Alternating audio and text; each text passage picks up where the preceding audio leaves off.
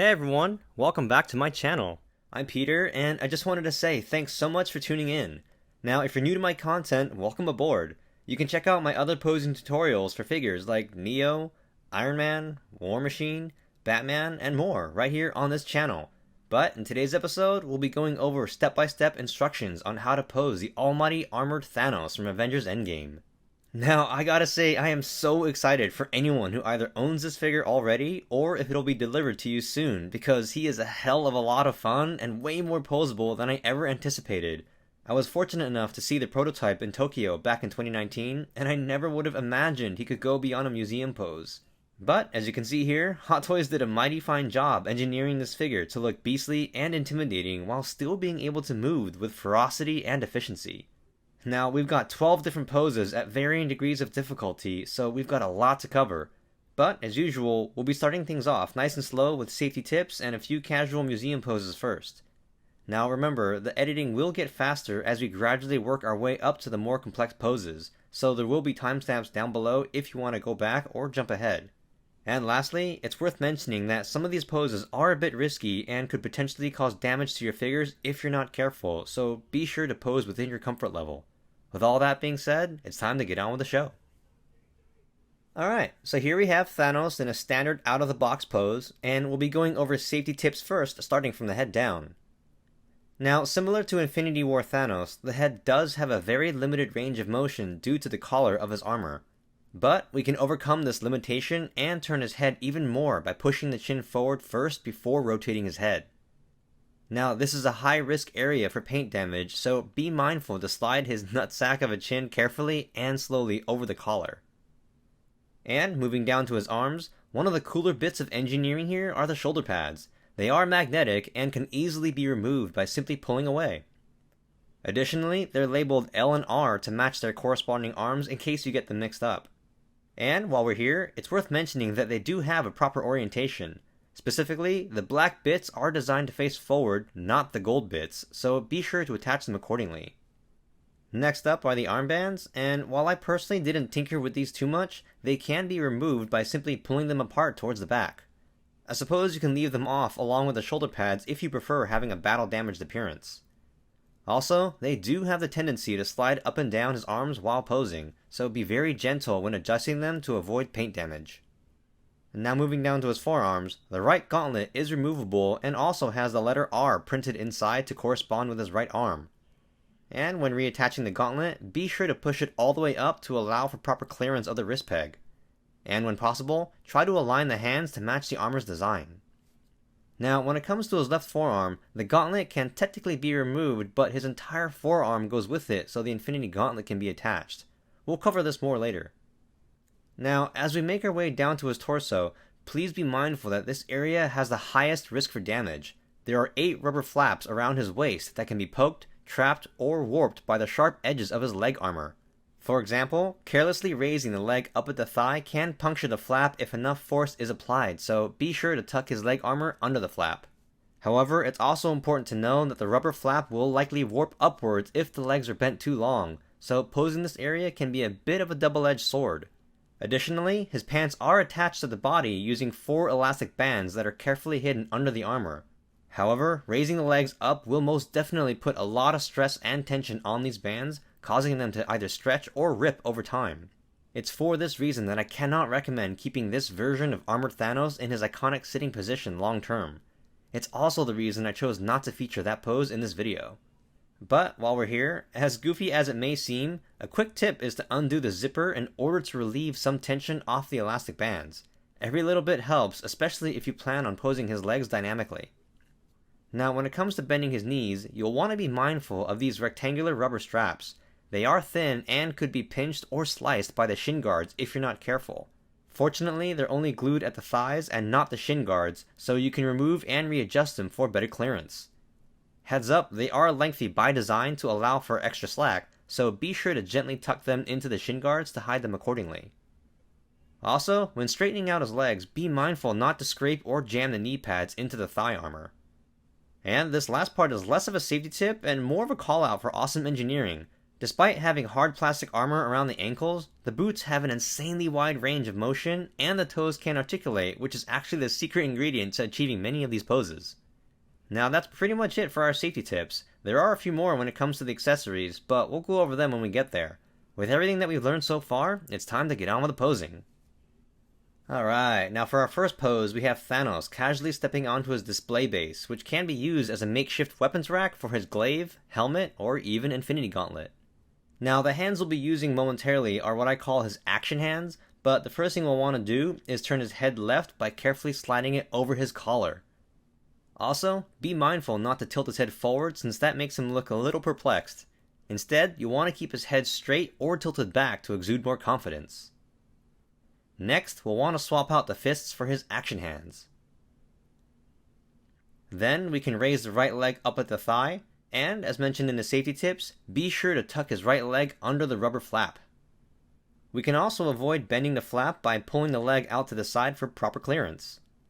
Then we can bend his right knee in a few clicks, but be mindful not to pinch or slice the thin rectangular straps. Once that's done, we can bring in the display base to work on his footing. Now his ankle joints are very stiff by design in order to support his weight, so all we have to do is angle his boots inward with his toes flat on the surface until he's able to stand on his own. Once that's done, we can make some final adjustments to his posture by bending his torso in at the pelvis, or by moving his right arm back just one click. And now that the pose is pretty much dialed in, it's time to bring in the accessories. Gently place the back of the helmet in his left hand, but be sure to push the hand up and inwards for a better grip. All that's left now is to bring in his glaive. Now here you can decide whether you want the glaive to stand straight up and vertically or angled at the side. Additionally, you can try to balance the helmet on top of the glaive or on the display hooks, but personally I preferred having him holding it. And there you have it, our first casual pose. Alright, so our next pose is pretty easy, and it's taken directly from Endgame, right after that life-changing portal scene when Thanos commands his army to charge full force into battle. And so, continuing directly from our last pose, the first thing we'll want to do is remove the accessories and take Thanos off the display base so we can begin working on his pose. Carefully turn his head to the right in order to maintain proper clearance over the collar. Then we can bring his right leg back down at the thigh while also remembering to straighten out the knee just a bit. Now, technically you can use the same action hands from our previous pose, but I chose to swap out just his left hand for a closed fist. And, as mentioned in my Neo tutorial, whenever a wrist peg comes off with the hand, we can use pliers to pull them apart. Now, when it comes to his right arm, you'll want to remove the shoulder pad first in order to raise his arm to the correct height. As you can see here, simply raising it up at the shoulder doesn't allow his hand to go up high enough because his arms are so big. So to overcome this, we'll just want to rotate his arm counterclockwise so his bicep is facing up. Unfortunately, this does expose the unsightly joint hidden under his arm, but it's the safest way to get his arm high enough for the pose. Next, we'll want to rotate his right hand to face down, and if the gauntlet is in the way, simply rotate that out of the way to make room for the glaive. Now, if you're wondering why we're using an open action hand and not the glaive gripping hand, it's because Thanos holds the glaive at a very horizontal angle that runs parallel to his arm, and the glaive gripping hand simply can't achieve that without falling off the wrist peg. Next, we can place him on the table to begin fine-tuning the details of his posture. Some things to look out for are making sure his legs aren't too far apart, or that he's leaning too far back. Once you've got him standing tall with confidence, it's time to bring in the glaive. Now, you'll want to place the thick handle of the glaive in between his index finger and middle finger, but it's worth mentioning that the weight of the glaive can cause it to droop down or fall out of his hand, and so in order to overcome this minor setback, we'll want to be sure to point the sharp end of the glaive towards his back because the protruding bits of armor can actually be used to support the weight of the glaive. And so, once we've got the glaive attached firmly in his hand with the sharp end resting on his armor towards the back, that's pretty much it for this pose. Alright, now moving right along, we have yet another safe and easy pose for our casual museum posers out there. Now, don't get me wrong, I've mentioned before that there is nothing wrong with museum poses. They're a great way to display our figures safely while still being able to convey a sense of character through the pose, and it's for this reason that I enjoy incorporating them into my videos. Now, heads up, we've spent a fair amount of time going over the basics, so editing will ramp up from here on out. And so, for this pose, we'll want to bring the arms down to his side while safely moving his head over his collar to the left.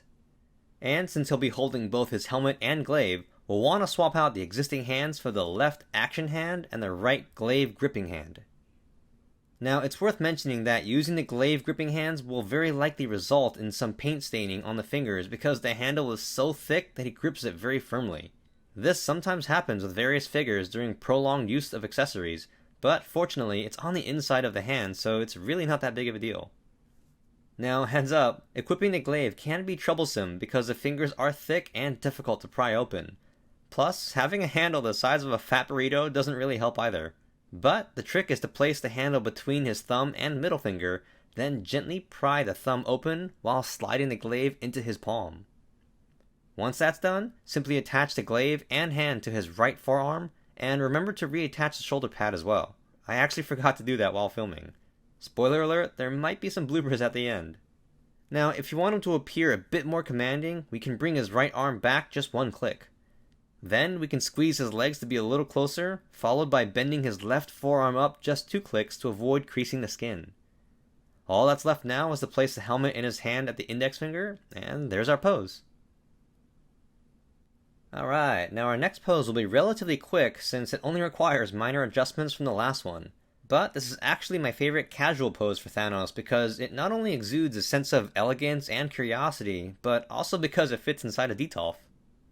And so, the first thing we'll want to do is remove the helmet from his hand, then bring his left arm back 1 or 2 clicks. Then we can straighten the forearm at the elbow, and remember to twist the palm to be facing inwards towards his body. And to really sell the pose, we'll want to raise his head up and to the left to imply his gaze upon the stars as he aspires to bring balance to the universe.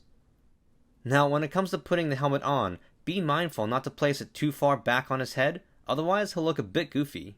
To avoid this, simply align the nose guard of the helmet with the center of his nose and allow the helmet to sit right above his eyebrows. Now, for our final touches, we'll want to bring his left leg forward just 1 click while moving his right leg back 1 click as well. And lastly, all that's left now is to point his right boot up to allow for proper balance, carefully place him on the table, and there's our final museum style pose. Alright, so now we'll be moving into the more aggressive poses. Now, despite being covered in bulky armor, I wanted to see how dynamic this figure could get. And for this pose, I drew inspiration from his defensive stance against the Big Three at the start of the climactic battle. And so, the first thing we'll want to do is remove the helmet so we can safely swap out the head for his mean face. And we'll also want to tilt his head up and to the left for now, but we'll adjust it even more later. Next, we'll need to remove both shoulder pads in order to raise the arms high enough for this battle stance.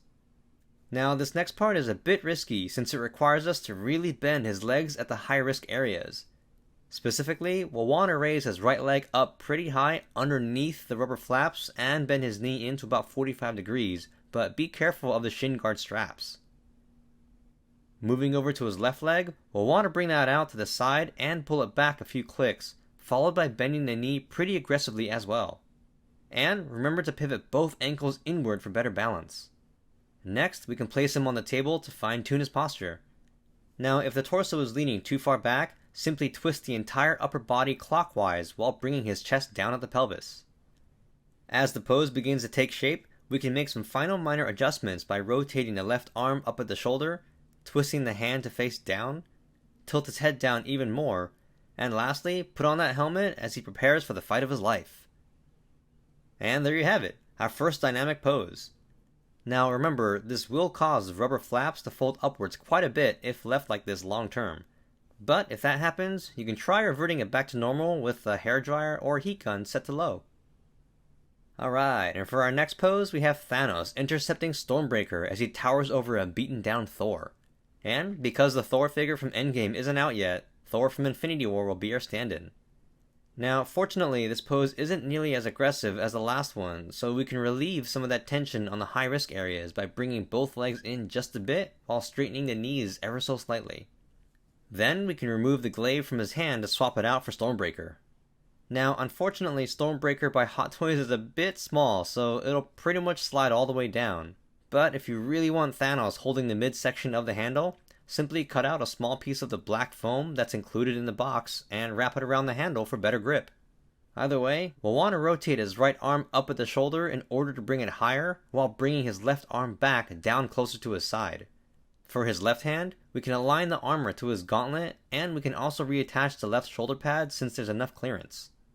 Next, we'll be tilting his head down quite a bit, but always remove the helmet first before making any major adjustments to the head since the helmet can crack or even break apart under a bit of pressure. I seen it. Now, as you can see here, his head can't tilt down very much due to his massive chin and body armor, but an easy way to overcome this is to completely remove the head from the body, then barely attach it to the neck peg for a wider range of motion.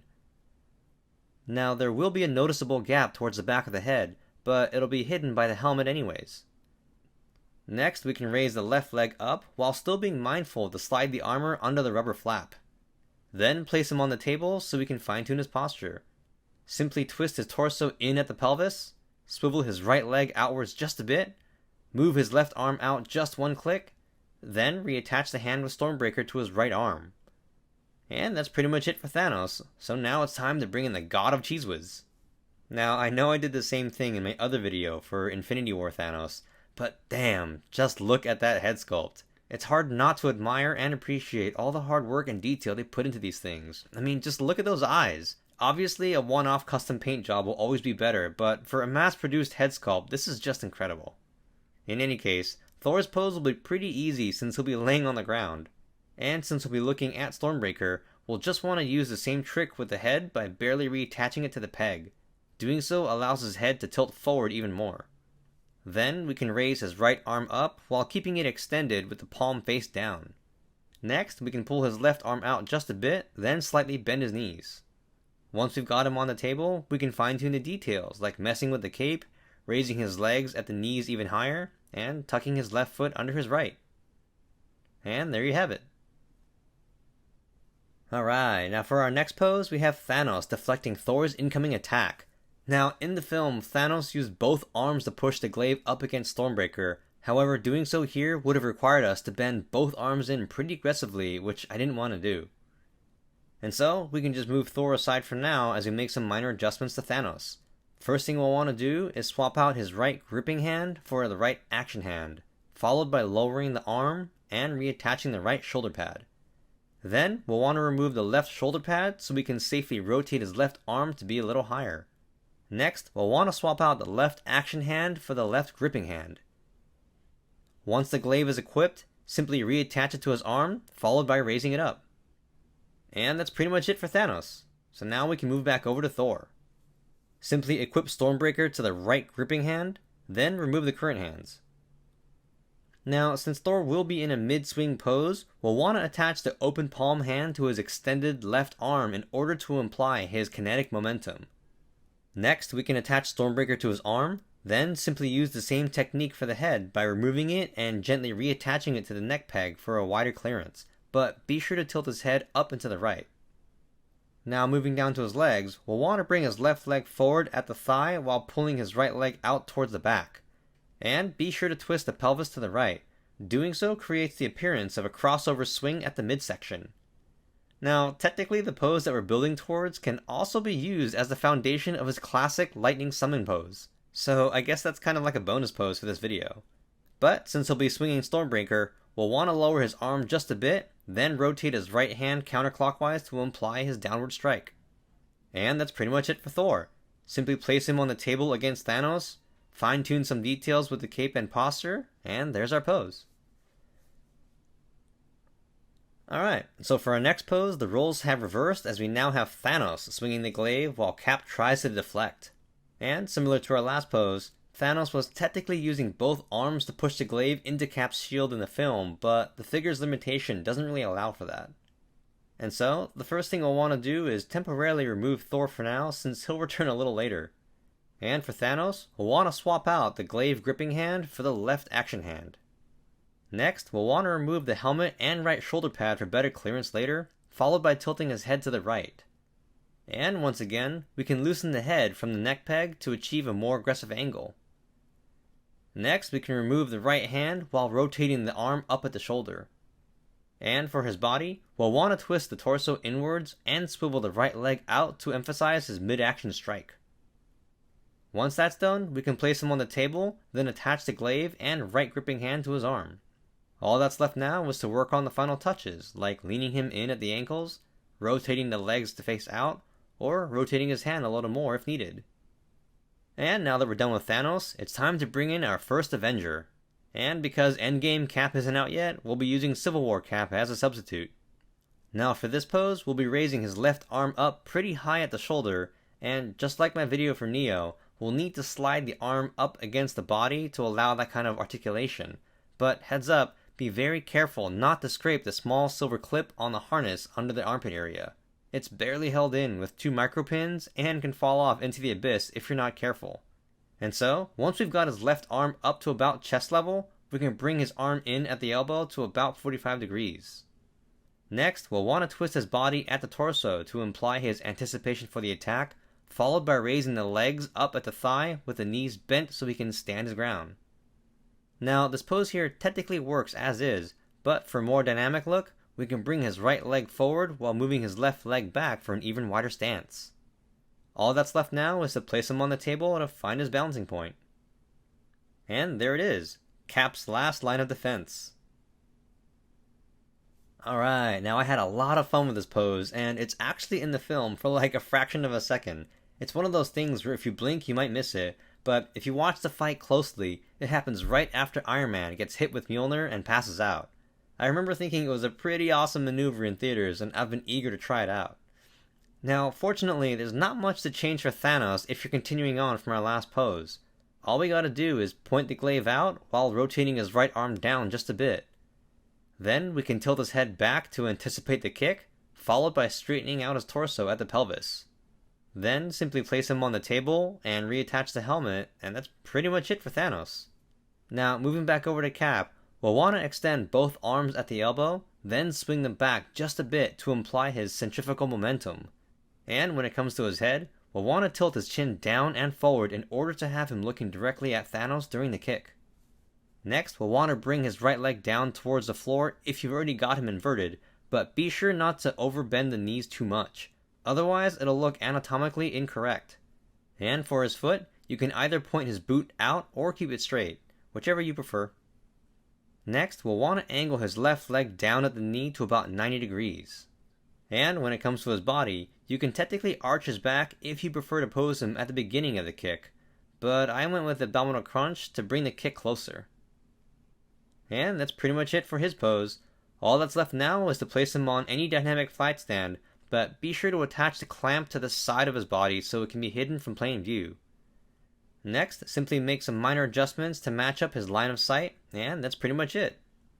Now, if you're having trouble balancing Cap inverted, be sure to bend the dynamic stand more to the right to counterbalance Cap's weight. Doing so allows the clamp to be in proper alignment with the center of gravity at the stem of the display base. Perfectly balanced, as all things should be. Alright, ladies and gentlemen, this is it. The scene that had audiences across the world screaming and cheering in excitement as years of anticipation had finally paid off. Captain America laying the smackdown with Mjolnir. Now, we still have a few more poses left, but I gotta say, of all the poses in this video, this was easily the one I've been most excited to teach because when I shared a photo of this on social media, I got a lot of positive feedback across the community with many people asking how to pull this off, so I'm really excited to go over it in depth. Now, of course, this pose is very risky since it requires precise balancing, but it is sustainable since I had mine posed this way for 2 months, so proceed very carefully and at your own discretion. And so, we'll just remove Cap from the stand to work on his pose first. We can start by lowering his left arm first while bringing it back just a bit, followed by tilting his head up towards Thanos. Now, when it comes to his legs, if you want to be accurate to the film, we can simply extend his left leg to be straight while bending his right leg up at the thigh with about a 90-degree bend at the knee. However, if you want it to be more dynamic, simply bend both knees in a little more while slightly pointing the boots down to emphasize his horizontal trajectory. Then, twist his body to the right at the pelvis, followed by swinging his right arm all the way up. And once again, be mindful of that small silver clip on the harness. Now, you'll definitely feel some resistance in the fabric if you've never done this before, but rest assured, the sleeve is a separate piece from the outer layer of the suit, so it can move around if you carefully raise the arm up nice and slow. And all that's left now for Cap is to tilt his head up and to the left, attach Mjolnir to his hand, and place him on the clamp. Now, normally we would attach the clamp around his waist, but doing so wouldn't give Cap the verticality we desire. So to overcome this, simply attach the clamp at the thigh while slightly bending it down to compensate for the weight of the shield. Otherwise, he'll just topple over the other side. And that's pretty much it for Cap. So now it's time to get risky with Thanos.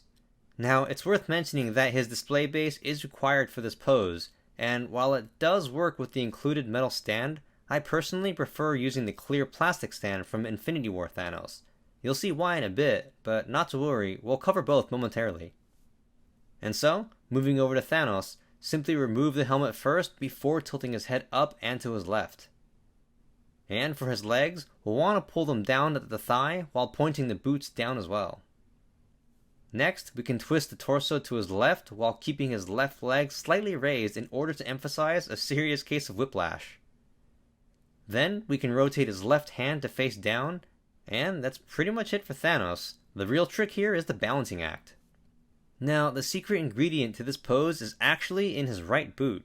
Specifically, when the toes are bent upwards, we can use the small gap underneath the boot to our advantage by resting it against the backside of the nameplate.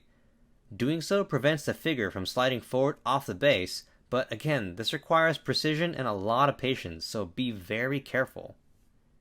And so, when placing him on the stand, simply insert the two metal hooks between his legs and try not to snag those rear rubber flaps. Once you've found that sweet spot, throw on that helmet, bring them close together, and voila! So, that's our pose using the metal stand. But if you want to use the clear pole for a cleaner look, simply attach it to the base, then temporarily angle the black hook towards you to support the figure's weight. Once the right boot is locked in against the nameplate, we can pivot the black hook to align it with the curves of his body. Oh yeah. Also, try to keep his right leg aligned with the stand to maintain his center of balance.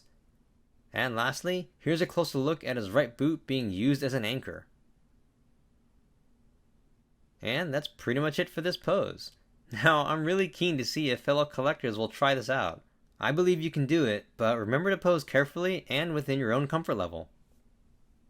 Alright, now that's it for our poses from Endgame, so now we can go back to the beginning of Infinity War, where Thanos annihilates half of Asgard in search of the Tesseract. Now, although this pose may appear to be simple, it does require a balancing act to get him walking in stride while dragging another figure. And so, to jump right in, we can begin by removing his helmet first to swap out his mean face for his neutral one. Then we can remove his glaive along with the gripping hand since we won't be needing those anymore. Next, we can swap out his left forearm to make way for the Infinity Gauntlet. And to do so, firmly grip the left arm at the bicep with one hand while pulling directly away with your other hand. Now, I know there was some controversy about the inclusion of this gauntlet versus the Nano Gauntlet, but personally, I'm just grateful Hot Toys included it to begin with. They could have easily sold this figure without any gauntlet, so I'm really glad to be given this posing option. And so, once you've got it attached, be sure to swivel the gauntlet so the forearm is in alignment with his shoulder. Next, we can bring his left arm down to his side, followed by reattaching the shoulder pad for film accuracy. Now, when it comes to his legs, there's actually not much involved since it borrows from our last pose. Instead, we'll want to focus on raising his right foot up while bending his left foot out at the ankle. Doing so will allow him to temporarily balance on the table in a walking stride. Now, if your Thanos is leaning over to his left, that's actually a good thing because it'll help counterbalance Thor's weight once we've got him attached to the hand. And if you haven't already, remember to attach the right shoulder pad as well. Now that's pretty much it for Thanos, so it's best to lay him down on the table while we work on Thor. And so, our favorite Pirate Angel returns. Now, I've already removed the cape and swapped out his chainmail arms for the sleeveless ones to match his appearance at the beginning of the film. Fun fact, this was actually my very first time putting Thor into this configuration, so I was thoroughly impressed with those Katati metal fibers. Either way, like all figures with gauntlets on the forearms, we'll want to push them down to conceal the exposed wrist pegs. Then we can swing his arms back to about 45 degrees. And for his hands, simply rotate them to face down to really emphasize his defeat. Now moving down to his legs, simply bend the knees to about 90 degrees, but be mindful to keep them spread apart for a more natural appearance. We'll also want to point both boots down, and although his ankle joints will be exposed at the shins, it won't matter since that area won't be visible for the pose. Now that's pretty much it for Thor, so next we'll go over how to attach him to Thanos. Now personally, I just used a random black twist tie since that's all I had available, but feel free to use any thin wire or black string as well. Now in terms of the string or wire placement, you can technically loop it around his back underneath the arms to avoid possible damage to the neck or head sculpt. But if you're going for film accuracy, then you'll want to wrap it around his neck since Thanos grabs him by holding onto his vest. Now of course it's worth mentioning that I don't recommend using my twist tie method long term since it could damage the neck. This was only temporary, so it's best to use something thinner and maybe not as abrasive. In any case, once you've got it wrapped around his neck, simply reattach his head while keeping it tilted back. Then, gently wrap the string or wire to Thanos' right action hand, followed by attaching it to his arm. Once that's done, we may need to make some micro adjustments to Thanos if he leans too much to one side or the other. We'll want to be sure he's perfectly balanced as all things should be, and to do so, we can tweak his full body posture to lean more to his left since Thor will be pulling him to the right. Once we've locked in a pretty straight posture, simply throw on his helmet, and boom! Destiny has arrived. Alright everyone, we made it. Our final pose of the episode. And to finish things off, we have Thanos torturing Thor as Loki reluctantly surrenders the Tesseract. Now, technically there's not much involved for Thanos other than a few minor changes from our last pose, so we can start by removing both Thor and the gripping hand since we'll be swapping that out momentarily. And moving on down, we can bring his right leg forward one click with a slight outward twist at the thigh, followed by one click out to the side for his left leg. Next, we can straighten his left boot at the ankle for proper balance on the table. Then, simply remove the left shoulder pad temporarily so we can safely rotate his arm forward at the shoulder, followed by bending his forearm up one or two clicks. Next, we'll want to remove the helmet temporarily just so we can slightly pop his head up to allow for a more aggressive downward look towards Loki. Once you've got the helmet back on, we can fine-tune the details by bringing his chest down at the pelvis and raising his right arm up just a bit. Then reattach the left shoulder pad if you haven't already done so, followed by the right relaxed hand. And that's pretty much it for Thanos. All that's left now is to place Thor into a kneeling position.